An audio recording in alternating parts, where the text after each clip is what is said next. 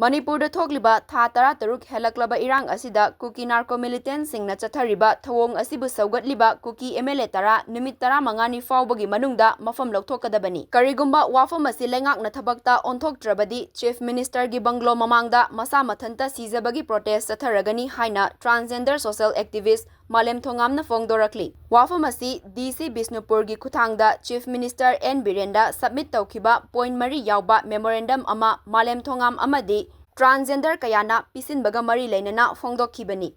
Mahakna makhatana haikibada thokliba irang asida Kuki militant singna chathariba thawong singbu saugatliba Kuki MLA tarana chap manaba khongfam amada lepkhibana irang asi waroishin purakpa ngamdana leiribani. Chahi asigi February 12 dagi mafam kayada koina chatuna ima iben amadi naha kayaga loinana Kuki MLA tara lauthou haiduna Manipur gi Governor Chief Minister amadi party gi luchingba kayada aiba cheral kaya pisinkhre. Adubu ngasi fauba thabak oina onthok piraktabana irang asi ngasi fauba sangthaduna leiri. MLA tara asi lauthoknaba hotnabada miyamgi oiba apunba ihau ama mathau tai. Malem na makha tarduna hai ngasi DC Bisnupur gi khuthangda Chief Minister da pisinliba memorandum asi Numit 15 gi manungda positive oiba response ama piraktrabadi wakhal manaba naha singa Chief Minister gi banglo mamangda masa mathanta sizabagi protest satharagani haina warep laure. Kumhai yengduna nungaina leiba lengak ama oiduna tha 13 henna Manipur miyambu sanaraga thambagi mawong amada thamliba asi yaningde haiba utuna